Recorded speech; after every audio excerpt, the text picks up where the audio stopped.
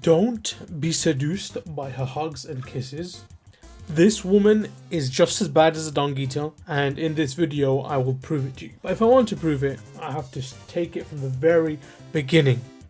And I won't go too deep into the backstory, but effectively, when I started Elden Ring, I started playing it right after the end of Dark Souls 3. I finished Dark Souls 3, 2 days later I started Elden Ring. And I was a bit sad because the parasocial relationship with the Firekeeper is a very much real thing. You know, and Melina, she doesn't stay with you, so it's a bit depressing. But then, you get into the Round Table Hold. And there was Fia. So when you first enter the Round Table Hold and you meet Fia, you can hug her and you get pulled into an extremely loving embrace. And that really reminded me of a scene from my favorite anime, RE0, where it's a really touching scene where the main character is trying extremely hard to overcome certain tragedies and difficulties, and he finally gets some much needed TLC from the girl he likes. And that gives him the energy to keep going and keep trekking on. And you can kind of see that in Elden Ring because the whole game is about overcoming difficulty and tragedies. So that basically led me to having a bit of bias towards Fia. I wanted to protect her, I wanted to see where her questline was going. So I definitely partook in her hugs more than once. Who cares about the Baldachin's blessing that reduced my max HP? It's all worth it just to hug Fia, you know. But man, she pulls a sly one on us. So throughout this game, as I've said, I have a bit of bias towards her. I have no reason to mistrust Fia. And so she gives me this dagger and she says, oh please find the owner. I'm like, okay, say no more, Fia. I'm gonna do this for you. And you took her around the Round Table Hold and you realize, oh, it belongs to D. And D's a cool dude, you know, you've probably killed some undead with him at this point. So we'll return his dagger, tell Fia it's done, and boom. So we return the dagger and all seems good in the world. Until next time you enter Round Table Hold and you see this man's dead body with Fia borderline T-posing on top of it. She gives us her speech. I am Fia, deathbed companion, hark Round Table. Disturb not the death of Godwyn, the exalted. We who humbly live in death, live in waiting. To one day welcome our Lord. What right does anyone have to object? Our Lord will rise, the Lord of the many and the meek.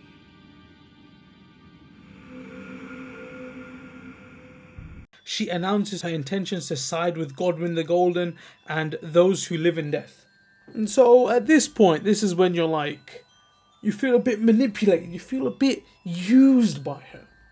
But if you still like her, you can continue her quest line, and at this point, you understand that she wants to create a world where those who live in death are not persecuted. And D, as a man who was hunting those who live in death, had to go. He had to be done, he had to be executed. Some of us would have probably killed D if she asked us nicely, but instead, she just manipulated us like this, which I don't think is very cool. But truthfully, myself, I didn't feel that bad even though she committed murder. Because some of the lines she speaks, it enticed me. Especially where she says, our Lord will rise, the Lord of the many and the meek. So I personally am a man of the people. So if there's any weak people being like killed for something they didn't do, I'm kind of on their side. So I decided to find out, who are these people that Fia cares so much about? She's a sweet girl.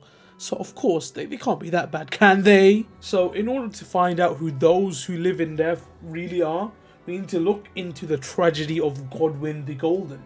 Or we can hear this dialogue from his witness.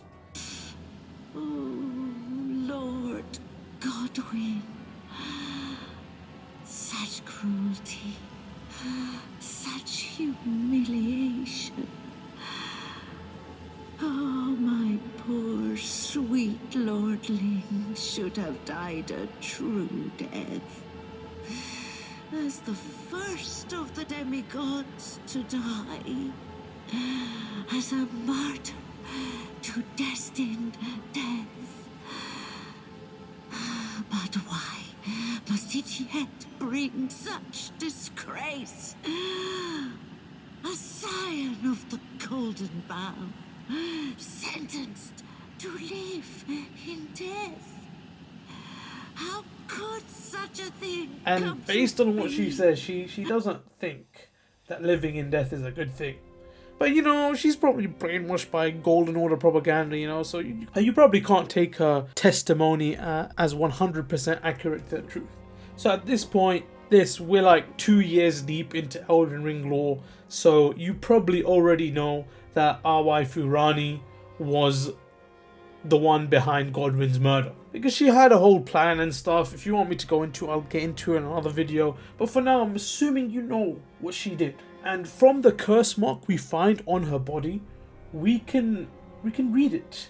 And we can understand that 2 demigods perished at the same time, breaking the curse mark into 2 half wheels. Rani was the first of the demigods whose flesh perished, while the Prince of Death, aka Godwin, perished in soul alone. So from what the wet nurse said, we know that Godwin is living in death. So now it's all coming together. We can infer that living in death means death of the soul, while the body lives on. Someone who lives in death is basically a literal walking zombie. No mind, no soul. It's just base instinct, which also shows why they have to be led by the mariners and such. So a very common interpretation of Fear's ending was that, oh, death is returned to the lands between, so people can die again. I think this was a very 2022 interpretation. It was one of the first few interpretations of her ending. And if it was that, I think her ending would genuinely be a decently good ending. But what I think, based on what she says, I don't think she's wanting to return death to the lands between. I think what she's doing is making those who live in death a legitimate part of the Golden Order, so they have no reason to be persecuted again. Which means if you follow Fear and you decide to become her Lord of the Meek and Many, you will just be the ruler of a bunch of zombies. Mindless zombies. Because effectively you legitimize them into the Golden Order, and I can assume that people won't have Erdtree burials or regular burials anymore. People will just live and then turn into zombies. So we can look at it from the other side again. According to Roger, those who live in death have committed no offense and have every right to life and have simply touched upon a flaw in the order. I guess he's correct. You know, they didn't ask to be made like this. It's just a side effect of the shattering and all the other canonical events that are happening in Elden Ring. They never asked to be zombies, they are zombies now. It's kind of fucked. But I ask you this, are things without a soul or mind even worth saving? They might be worth protecting, I can see it, right? They did no wrong but exist. But you shouldn't be wanting to make the whole world become like them, else the world will become truly stagnant. And that is precisely why I can claim that she's worse than the literal Dung Eater. I won't go super deep into the Dung Eater's questline, but his ending is very simple. He wants to curse the Erdtree so that everyone who is reborn as an omen. You've definitely seen omens if you're not familiar. Omens are those hulking and brutish things that are covered in twisted horns, and you can usually spot them in Lanedale sewers. While I'd never support that guy either, the whole world being reborn as omen isn't that bad. Because people who are born as omen, they're a bit insane, but they can still have a mind and a soul. And I think that's the most important part. Because we literally have 2 characters that are Moog and Morgott. Now these 2, they are born omen, but they have agency. They can make decisions. They can follow their ambitions and dreams. And so if the whole world became omens, sure, it comes with a lot of problems. But if these 2 guys can remain their sanity, their brain and their soul and still live life, then it's not so bad. Because the whole world will become a bit malformed, but the world will still go on, people will still be able to grow, and life can go on and evolve. However mired in torment and despair, life endures.